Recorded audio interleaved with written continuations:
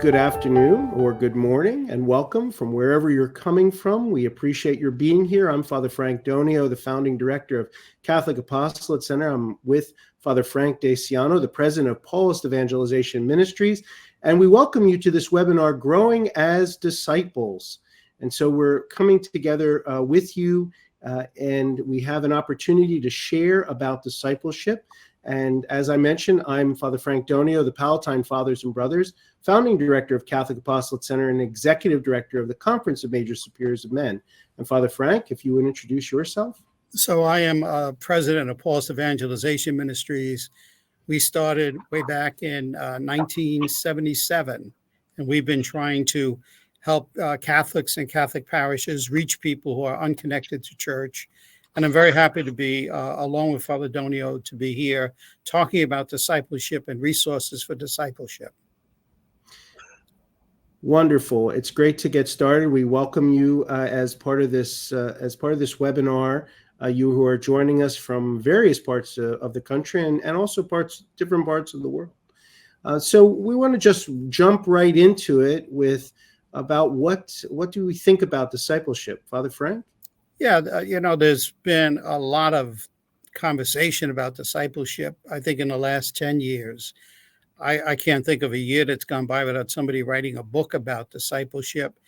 And, there's different nuances, different aspects about it.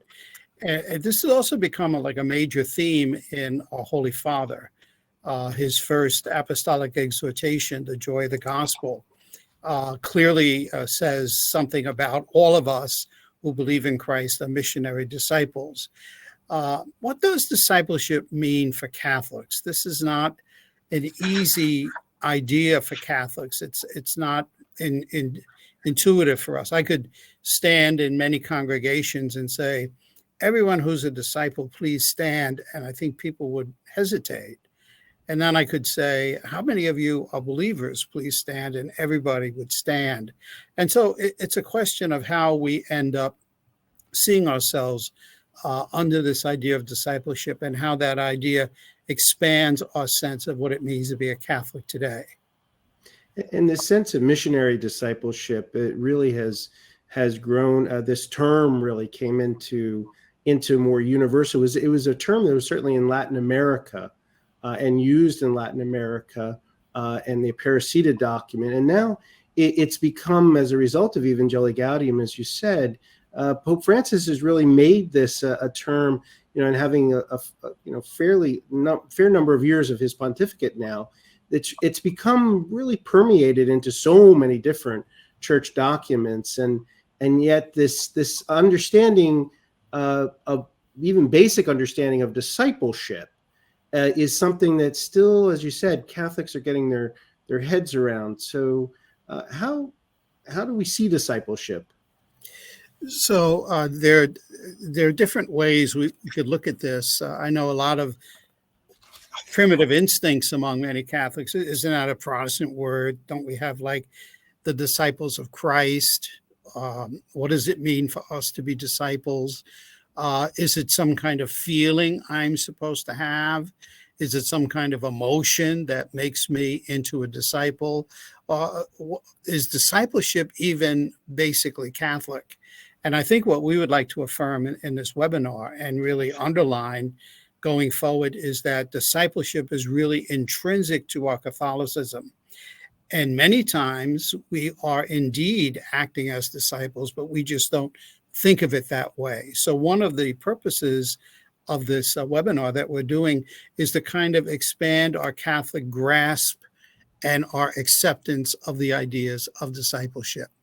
So being missionary disciples is the best way and the basic way that Catholics are now invited to see each other today.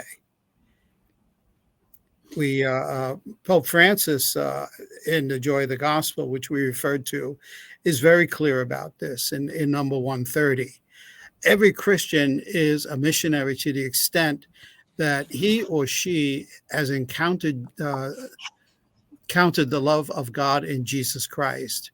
We are no longer to say that we are disciples and missionaries, but that we are missionary disciples. So this is a basic understanding that the Pope is inviting us to have, not just discipleship, but this idea of missionary discipleship. If discipleship gives us a sense of, well, this is all about me and my relationship to Christ, missionary discipleship is saying, no, it's not just about you and your relationship to Christ.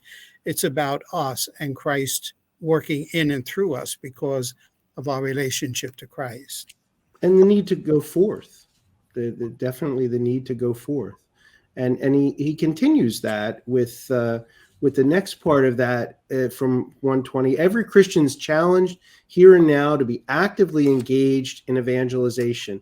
Indeed, anyone who has truly experienced God's saving love does not need much time or lengthy training to go out and proclaim that love. And there were people who got at times a little bit tense about that piece about much time or lengthy training. You know, that well, does it mean they're not formed in some way to go forth?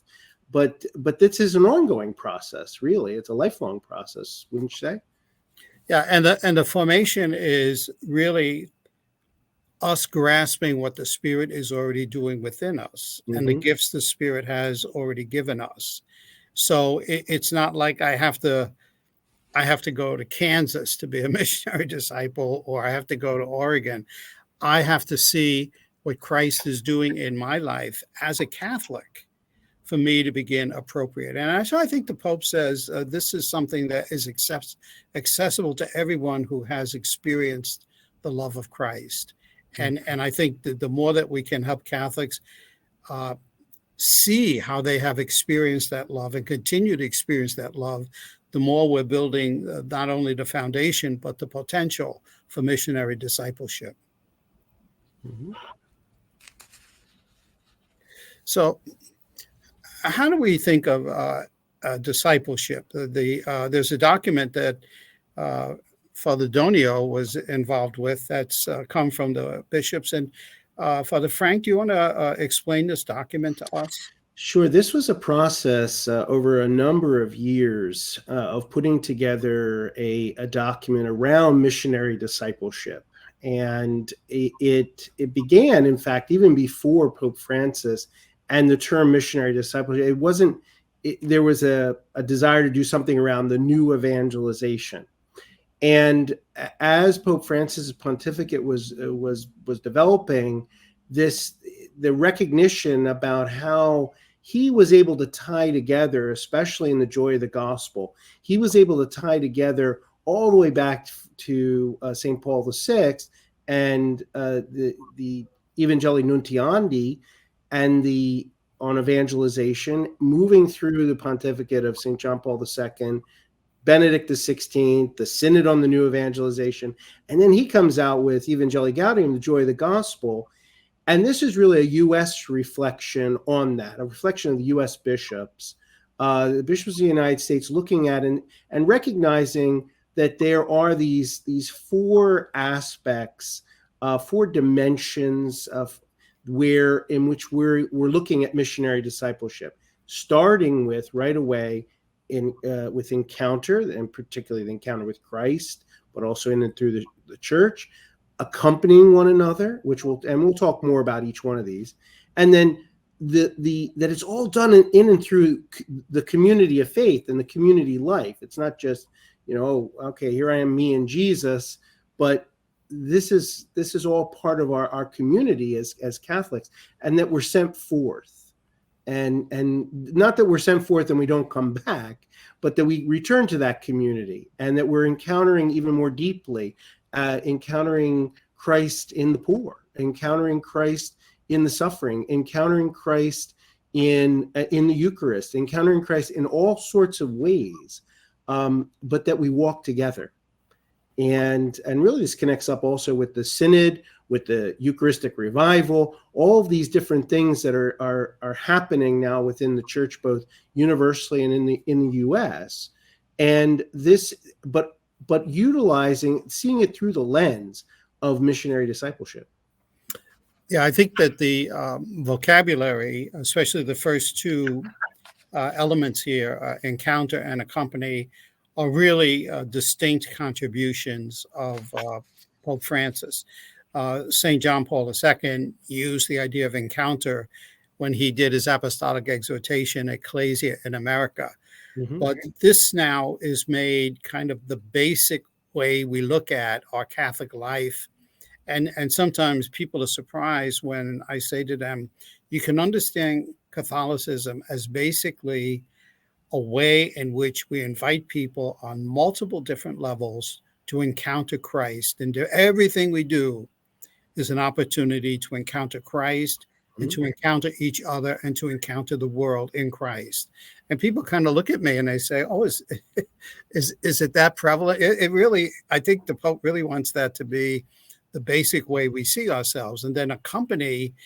It's this American individualism. I do it by myself, and I don't need you. And Jesus takes care of me in that.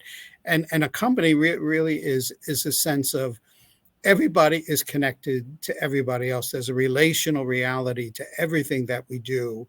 And how do we see that in our Catholic life? And how does that enhance our Catholic life? And so these categories offer us a way to see where we already are, but also a way to think about where we also could be as we continue to grow in discipleship.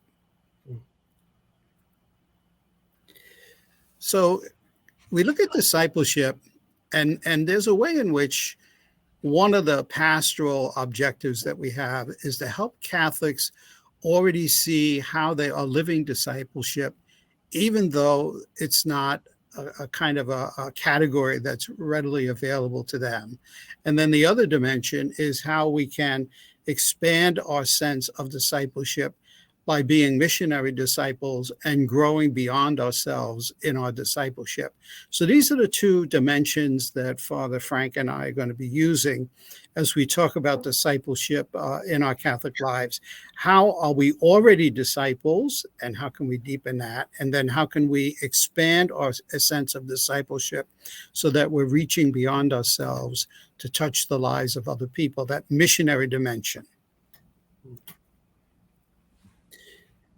So here's this category of encounter, and Father Frank, maybe you want to look at this. We just have some examples of how it's present already in our lives, and then ways in which it could potentially grow in our lives. Some people. So Pope Benedict XVI, in his encyclical Deus Caritas Est, which was quoted in Enjoy the Gospel by Pope Francis, talks about renewing daily this personal encounter with Christ. We're not encountering in a historic event or some kind of concept. We're encountering a person.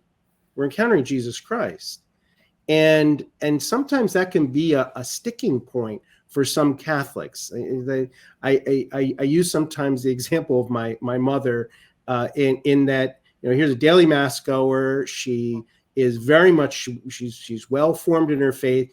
And we had this conversation once over breakfast that I don't know if I've had this personal encounter with, or that kind of person. And then we walk through it. And I think this list that's here really does speak to that in our prayer, we're having that encounter, that being, again, and this was something I said to my own mother, you're being present at Mass, receiving Christ in the Eucharist. That's the supreme encounter, the Eucharist. And then participating in these different parish ministries or doing different ways in which we're attending to, when family members are sick or in need, or we say, well, I'm praying for you, and we really mean that, and we're actually doing it, that these are all ways. But then there's also other activities. There's groups that we can be a part of. These are all things that for many people, they're already doing and they're already engaged in. Yeah, Father Frank, I heard not too long ago, a parish was doing a survey of its own people around the synod.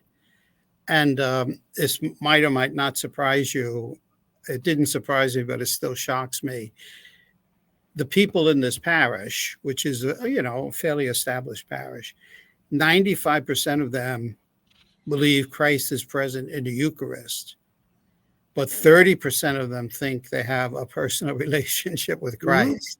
Mm-hmm. Yeah. And I'm saying, well, now, How do you go to communion without having a personal relationship with Christ? How do you pray with it? So again, it's not the reality. It's the kind of recognition of the reality that is the big part of it. How can we see ourselves with a different lens and perhaps see ourselves better with this lens? And looking at the future, then, as we have, that there are ways through the scriptures, being able to tell our story, not only the story of our own personal story, but the story of faith, the story of what are we talking about when we talk about the faith. This is that proclamation, the charisma. How do we say this to to another person, that that God is love, and Jesus lives, and we're called that He saves, and that this is all done in and through the life of faith, the community of faith, the church. And so that invitation, inviting people to the faith, to the parish, and then reaching out. Every one of us have, I'm sure, in our own families, people who may well have been baptized, may well have even been catechized, formed in the faith, but they're not engaged. And then, of course, there's plenty of people now who are just absolutely unchurched and have not really had that opportunity at all. Yes, and the sense here is that if we can get a better sense of our own living encounter with Christ, and this animates us, this then gives us the capacity to dialogue with others, because they see this in us and they say, oh, there's something about your faith life that is important to you, and we can talk about it. This, you want to talk about frightening Catholics to death. If you stood up there and said, if somebody walked up to you and said, why are you a believer? What would you say? And, oh, gee, I don't know what I would say. But if you give Catholics a setting where they can talk to each other about what their faith has brought to them, they chatter away and chatter away and chatter away. So again, it's not like putting something alien on us so much as in covering in a new way dimensions that are already a part of our Catholic life, and we haven't appropriated that fully.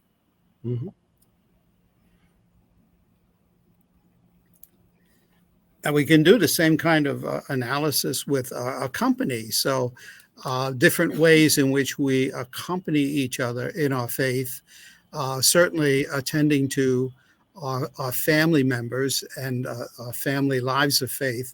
How many Catholic married people realize that they are involved in a deeper life of discipleship, whereby they are passing the faith not onto their children, but living the faith inside their homes, participating more fully in the sacraments that we do, because in the sacraments we are actually accompanying each other, guiding our children, guiding our youth, guiding our young adults. How do we accompany them? I mean, so often people say, well, when you go to a church, you see a lot of people with gray hair. How do I fit in? And so parishes have to consciously think about, how do we create the spaces whereby those who are not baby boomers or of that generation, whereby they can fit, and then how we welcome each other, even in our parish lives, and how we welcome others. Father Frank, you want to talk about how we can grow in this? Yeah, and it's the relational piece, as you mentioned, Father Frank. Really that relational aspect that I think is a gift that Pope Francis has brought to this conversation around evangelization. How we've used all kinds of other words for it over the centuries, but it is an opportunity for us to recognize that it is in and through the relationship with Christ, in and through the church, with one another, walking together, that we are not, and it's also not meandering around. There is a goal here, life in Christ, Mhm. deepening that life in Christ. But sometimes there is some meandering with people because we're meeting them where they are. And so our growth in this also is, how are we serving other people? Are we just looking at where we are, or how are we looking at others and their needs and their situation, whether that's their physical, emotional, spiritual, whatever it might be, even their intellectual needs for that matter, because sometimes people are looking to learn more, but they don't know where to look. They're clicking around on the internet and they're seeing all kinds of things that really, maybe at times, are just not what the church actually teaches. And so as all of these different ways that we can be present, and that's also becoming, maybe becoming part of a prayer or a study group that might exist, and that's something we don't have to wait for the parish to do. That's something that it can be an apostolate of our own, that we can do and say, oh, I let me get these people I know together, and let's talk about the faith, because many times there's just not those places and spaces to do that. But also with the parish, to reach out to who's new in the area. Areas are changing. There are new immigrants. There are new people who are coming into a local area. Our lives are much more transient. And so, I grew up in a town where my family's been for generations, but I'm no longer living in that place. And so many different people, that's their reality. And church can become very much, parish particularly, can become a place of rootedness. But we need to reach out. We need to be the ones who reach out. And that's a way we can accompany them into the community of faith. And so they're, focusing on these needs so praying for the needs of others, looking again beyond ourselves, and also really helping people to recognize this. Again, another hallmark of Pope Francis's pontificate is just and St. John Paul II, I'd say too, this focus on mercy, God's mercy, and how we can experience that, but to live it through the corporal and spiritual works of mercy, and helping people to live that, and living that ourselves. That's a way of witnessing. Yeah, there's this dimension of accompaniment. It's okay where the slide is. You can go through the Joy of the Gospel and just look at the sections on accompany. And there's a whole pastoral strategy. And basically, the Pope is saying, how do we help people whose lives are not completely together? And how do we involve them and continue to involve them? What kind of patience do we have? What kind of persistence do we have with them? What kind of consistent love do we have with them? Example might be, I think a lot of people who are baby boomers kind of see their children not going to church as much as they would like. I think that's a pretty common thing. And it's very easy to kind of get a sense of, we almost write our kids off as if they're no longer believing, et cetera. And no, we accompany them, and we are with them in the questions that they have, and we are with them with the stability of our own faith and what our own faith is doing in our lives, as a way for them to understand what the faith can mean in their life too. If we don't accompany each other, then in some way we're dismissing each other, and this is the opposite of that. And we're going to be talking much more about the various resources that both of our organizations have. But this is one area that for Catholic Apostolate Center that we've put a major focus on, and have a book about the art of accompaniment, really based off of those sections of Evangelization that you were mentioning, and pastoral practice and our own personal practice of how we can go about and live that, which we'll talk about a little later. Now, community is very interesting, and a company kind of flows into community in a sense, but there's a big part of the American brain that is, I can do this by myself. Yes. Why do I need this? Why do I need that? Why do I want other people to messy up my life? But Father Frank, why don't you bring us through this?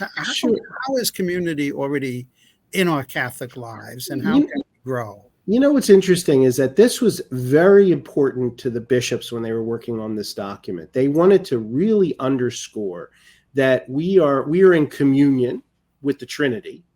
We're the body of Christ. That's the community that we're a part of, and the community of faith, the church. And while those are amazing concepts, I think looking at our own lives, we need to look at that the family. Now, we also know that there are people who have a number of challenges when it comes to family, and have maybe pieced together their own familial reality in some way or another.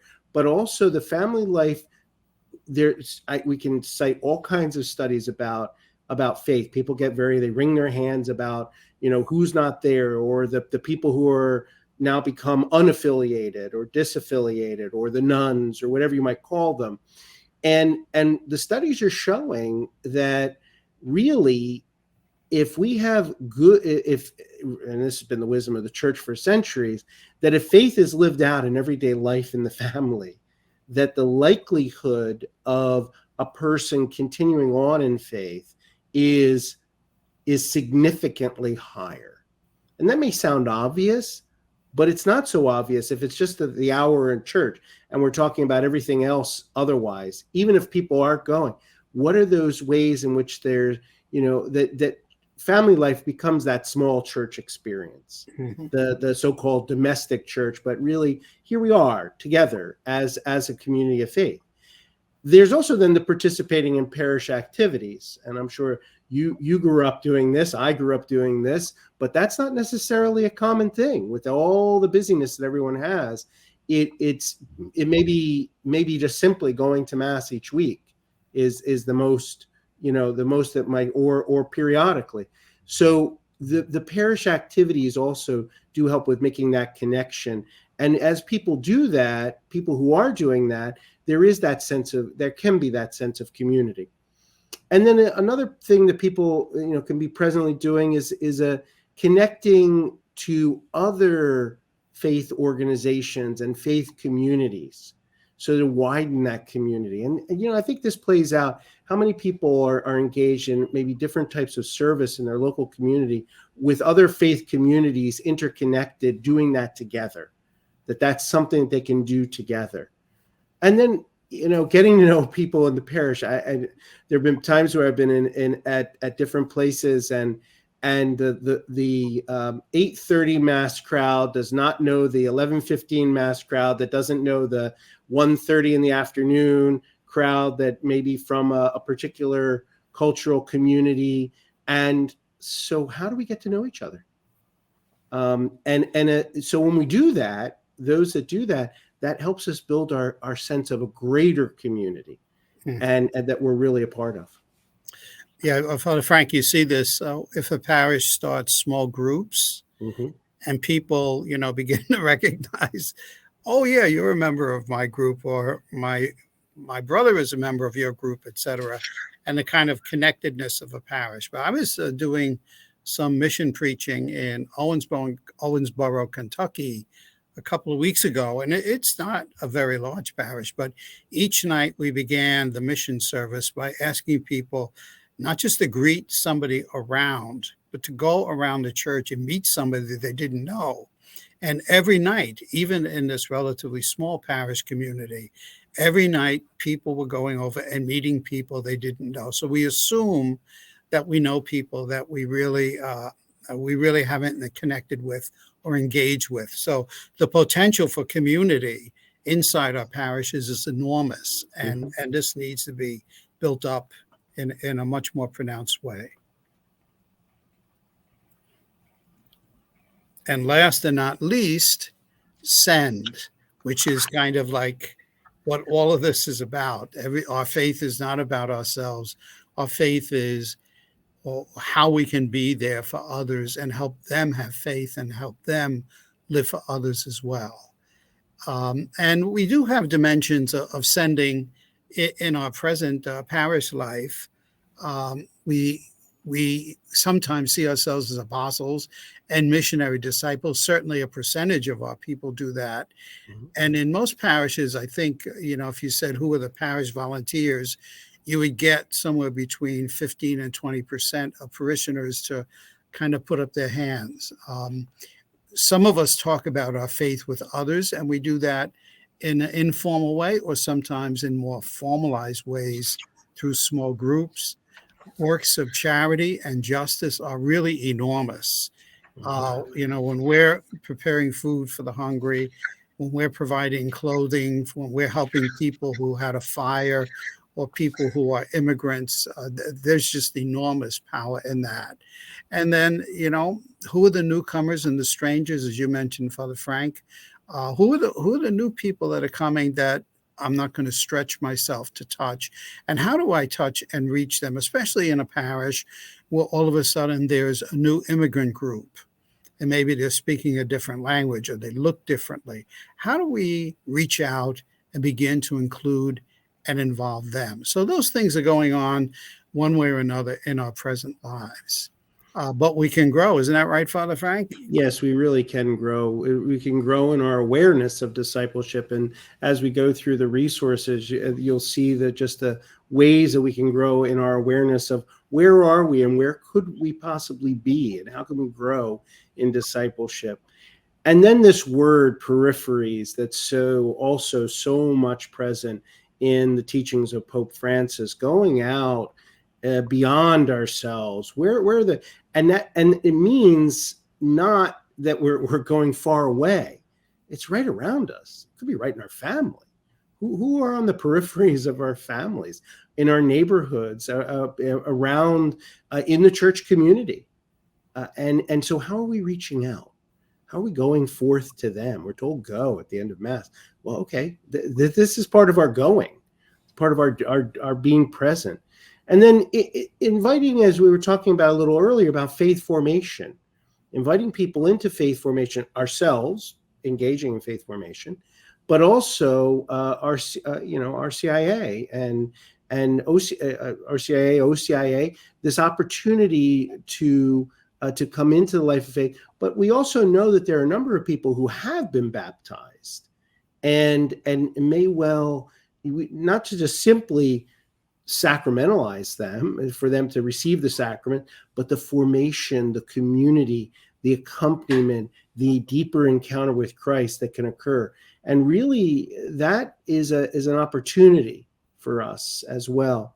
And then the justice and charity efforts, really living out Catholic social teaching in our parishes. It's not just simply for us to read; it's for us to do. It's for us to live in everyday life, and particularly the parish community. That's part of the going forth. Where are the needs? Where's the need not only for charity but for justice, for advocacy? Where are the ways in which we are doing that as a community, but also as individuals? So these are all ways that we can grow. Yeah, my shorthand for that, Father Frank, is we need to look like the kingdom of God. We need to look like the gospel that we preach. We need to be communities where people are healed, where people are reconciled, where people are lifted out of their difficulties, where people are included. We need to look like the gospel we preach. And so much of that does happen in our parishes. How can we make that more explicit? And how can we make that happen more frequently? Mm-hmm. So our next slide is the famous 80-20 rule, which is if we're all supposed to be missionary disciples, the way life usually happens in almost any organization, 80% of the people do 20% of the activities, and 80% of the people 20% do 80% of the activities and 80% do 20% of the activities. So how do we expand beyond this 15 to 20% that are kind of active in our parishes so that everybody has a sense that she or he is not only active in our parish, but is an active missionary disciple? And these are the resources that we would like to begin talking about. So Father Frank, you want to talk about some of the resources that your Sure. organization has? Yes, Catholic Apostolate Center, we were started 10 years ago by the Immaculate Conception Province of the Palatine Fathers and Brothers. It's a great team that we work with. We have a lot of digital resources that are available. Many of them are at no cost. In fact, they're there at no cost, not because they're not good, but because that's part of our missionary effort. Now, there are things such as physical publications and courses, which we're highlighting here. There's the material around building a more relational church, the art of accompaniment, and you can go to catholicapostolatecenter.org/accompaniment. We also have a course. We had done a video series together with the United States Conference of Catholic Bishops, because as a center, we were engaged in the development of the document, Living as Missionary Disciples, and then created a multi-part video series, and utilized that series as well as then other material to create a course that's available on our e-formation platform called Living as Missionary Disciples. And it takes people through a number of the things that we've talked about, plus pastoral practice, ways of looking at things pastorally. We have our From Practicing Catholics to Apostles on Mission program, which is a one that takes people through the not only the theology and the teachings related to living as an apostle, as a missionary disciple in our world today, but also what are the ways in which we do that? How are the ways in which we practice that? And the center also has a number of podcasts, videos, webinars, as well as resource pages that will assist in aspects of prayer, building the spiritual life. We've been doing a series lately of webinars together with the United States Conference of Catholic Bishops around lay ministry, lay apostolate, and the synod as well. And so these are some of the resources that we have. You can go to catholicapostolatecenter.org and you can find out about more of the resources. There are many also resources, certainly, from Paulist Evangelization Ministries, and you want to talk a little bit more about those, Father Frank, and then something new that really is exciting that you all have developed, and we were happy to do some test driving of. So could you tell us more? Yeah, thank you. We at PEMDC.org, there are like all kinds of webinars and all kinds of resources. Many of them are free. We also have many programs. A lot of those programs focus on small group sharing, and COVID was not particularly friendly to small group sharing, but a lot of them talking about ways to reflect on the parish, et cetera. So that website has a lot of things the way Father Frank's website does. But the new thing we're talking about today is called the Catholic Discipleship Profile. And this is a way in which we are trying to help Catholics think about and grow in discipleship. And the next slide, I think, moves us a little further in this. It's a way to know how discipleship is already a part of our lives. So it's a profile, and one looks at one's life and responds to a group of statements. And then one begins to see from how one responds, yeah, this is the way in which I tend to be a disciple. This is the way I exercise discipleship most. But also it provides a way in which we can grow in our sense of discipleship, that different aspects of a discipleship may be ones that we have not actualized yet. And maybe there's ways in which we can actualize them in our growth as a disciple. So how does this work? I think the next slide is helpful there. So it's a profile method, and the participants respond to 81 statements in terms of frequency, how often one does those. And then a profile evolves around that. It's not a test. It's more like a way to get a snapshot of ourselves. It's a way to get a picture of how, if somebody said, how are you a disciple? How are you a missionary disciple? This would be a way to graphically present that. And so after one has responded to these statements in terms of how often one does those, then there is a parish report that is generated. I think our next slide gives us this sense of the parish report. And the parish report presents in graphic ways how we responded to this profile. And it develops these along 5 different areas.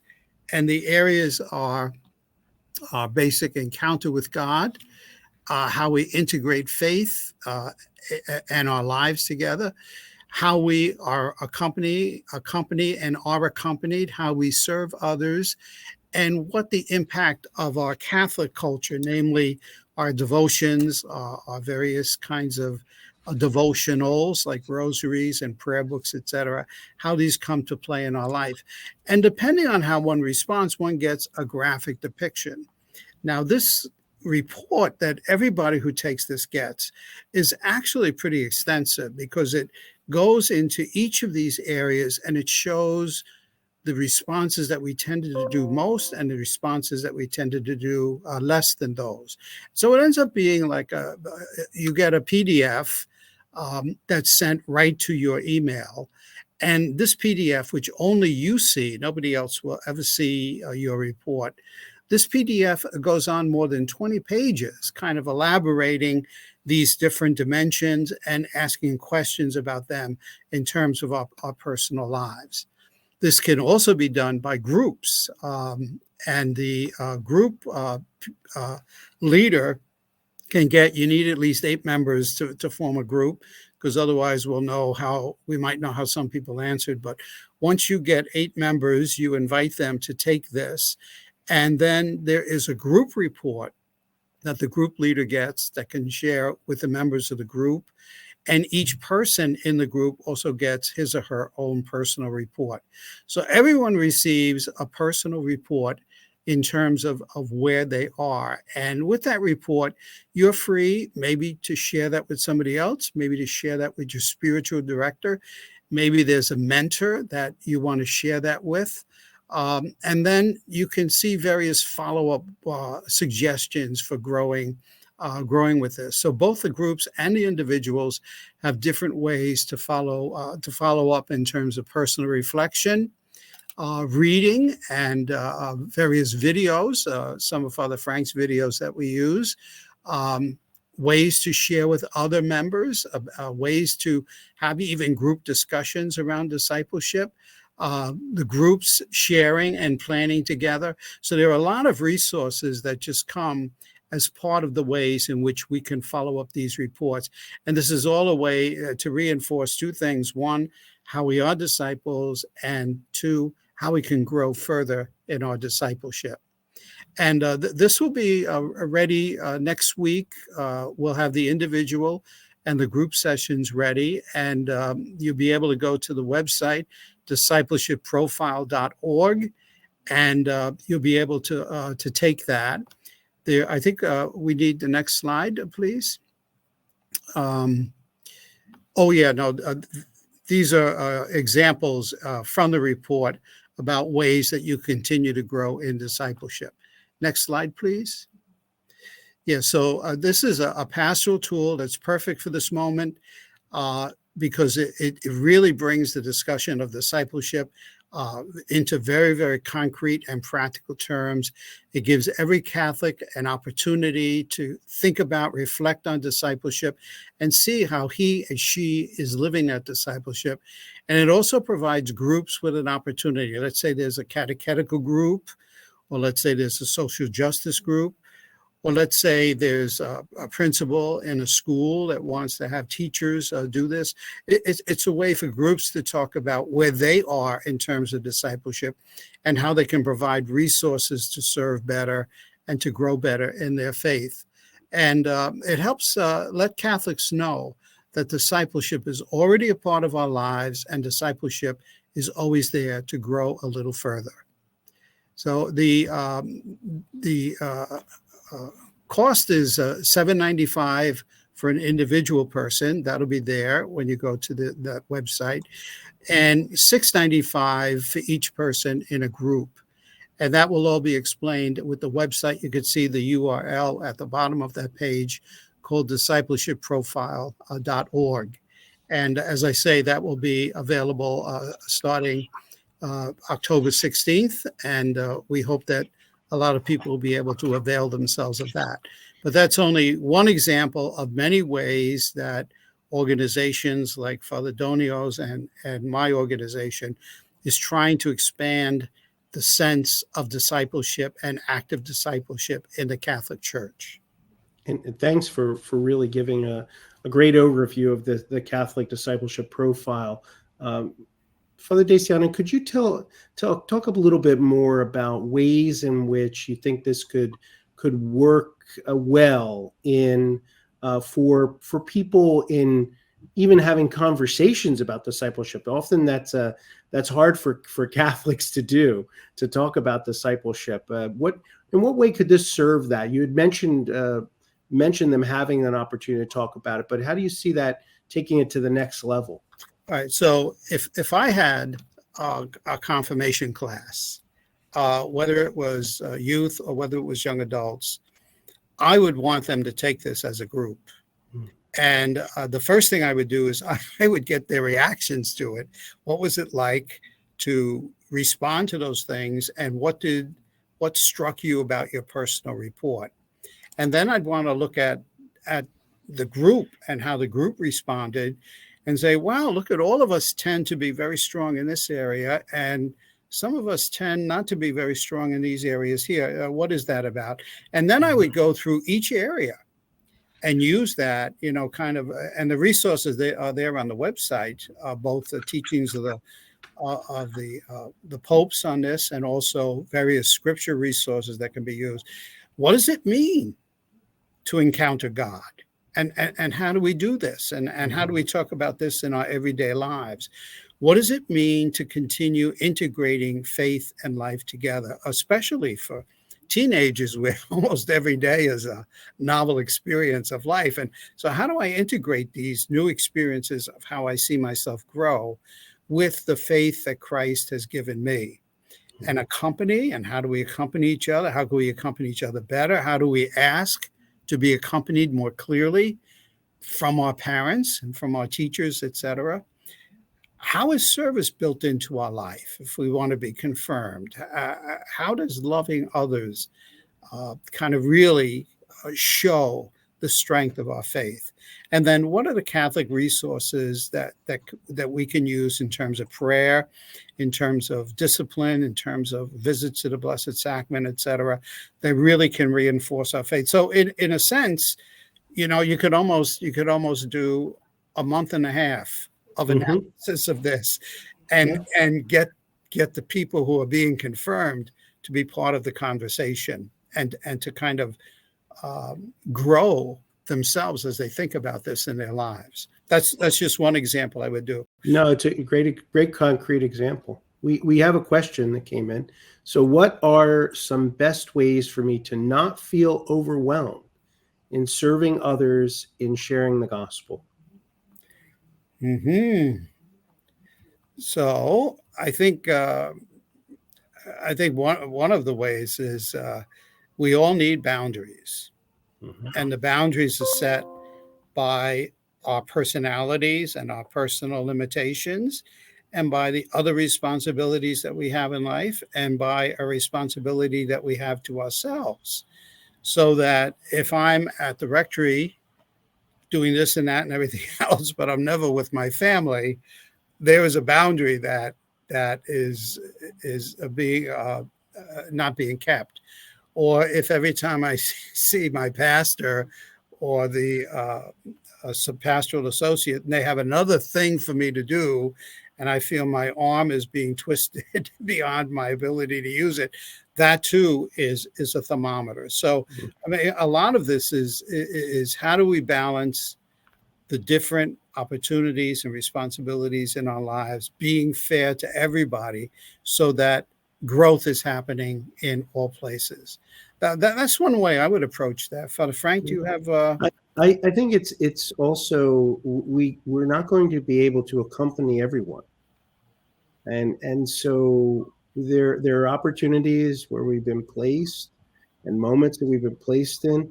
I look at, we look at the example of Jesus. He talked to 5,000, talking to the thousands, but he made three. Peter, James, and John really were the ones he got. Yes, he had the 12, but those three were the ones he spent a great deal of time with. And I think that that's the case. Imagine if everybody was doing that in an accompaniment way, to walk with other people. It just could really be transformative. And so I think that's sometimes keeping it small and recognizing we're not going to be able to do everything. We have a question that's directly related to the discipleship profile. And so how does something like this profile compare with and benefit groups and parishes in comparison to like leadership profiles like Gallup's Strengths Finder, for example? They used to have a Catholic edition of that. They don't have it anymore. But what is that apples and oranges, or is it, or are there? How can that serve in terms of this? Because some have used that Catholic version of Strengths Finder, for example, to assist in some of their discipleship training. And again, that doesn't exist, but this maybe even this I think is even better personally. But I'm not. I think you would know much better than I. So let me distinguish on two levels. One is that there is an evangelization inventory that is going around, and that is when people are inventoried about their parish leadership. Mm-hmm. And so it's not a personal profile in the sense of where I am. I'm going to distinguish it from the strength thing in that we really tried to ground this thing in solid theological discipleship categories. And we really tried to take away the judgmentalism in it, in the sense that, oh, you're not doing this and you're not doing that, and you should be doing, the ways in which we can use discipleship to kind of deflate each other rather than to build each other up. And so this idea of this is a snapshot of where you are, and it gives you a sense of where you are, and it does it in a way that's clear, that's quote objective in the sense in terms of the way you responded, and in a way that you can build upon and reflect on it. And so I think it's Catholic in the sense that it's like for everybody, and it's kind of trying to touch the conversation, a common conversation. And I think the categories it uses to talk about discipleship flow right from the bishops and are very, very, very solid for Catholic reflection. Yeah, that's what I found in going through it. It's grounded. It's really grounded in how we articulate as church what it means to be a disciple, and not just simply throwing some holy water on something else, if you will, and trying to make it work. This you built from the ground up, and made it replete with the understanding of the our Catholic understanding, and that really certainly comes out of the experience that Paulist Evangelization Ministries has had for so many years, related to this question, not only question but forming people as disciples. Yes, there were hundreds and hundreds of people that were part of the beta, the experiment, and we really learned a lot from the way they responded and which were the categories that were the ways they articulated themselves. One of the key spiritual pieces in our conversation was Francis de Sales. Mm-hmm. Everybody has a devotion, but two people are not devout in the same way. You don't have a bishop devout in the way that a soldier's devout, etc. And mm-hmm. So the idea of snapshot became really keen. This is who I am. This is how I do it. And then I can reflect upon it. So it's taken out of a judgmental category and put into a a disciple category. I'm learning. Mathetai is the word for a disciple in Greek. We're learners, and this is a way to see where I am in terms of my ongoing learning in discipleship. Mm-hmm. Great. Well, we've gone through an hour very quickly. It's because we were having so much fun. Yes, and it's great to be with you, Father Frank DeSiano. And you want to give those websites again for PEM and also for the discipleship profile? Yes. Can we go back one slide? No, or maybe we can't. So, is there I'm a Zoom guy. Here we go. We have it up. We have it up here now. There it is. So those two blue ones, the PEM one is PEMDC.org, and the other one is discipleshipprofile.org. Great. And if you go there, there's an area called frequently asked questions. And if you go there, you'll learn just a lot about the instrument itself. And as I say, this will be ready to go next week. Very exciting. And our whole team at Catholic Apostolate Center did the as part of the beta testing. We did the profile, and we think it's going to be an excellent tool. And you can also see us, and you'll see that in the chat, the two websites that Father DeSiano mentioned, and then for Catholic Apostolate Center as well, it's CatholicApostolatecenter.org. So thank you very much for the opportunity to be together, and we wish you well in your ministry, Father Frank, and our prayers are with you, and we hope the same for us as well. Oh, no, we're always rooting for you. You seem to be everywhere, Father, everywhere I go. Every weekend you're in, I say, gee, I was once young enough to be able to be somewhere new every week. So God bless you, and God bless all the people in your organization and all the ways we're trying to situate apostolate, discipleship, and missionary today. This is what the church needs and what Vatican II called us to do. So I appreciate the opportunity very much. Thanks. Take care, everybody, and God bless. Deo gracias.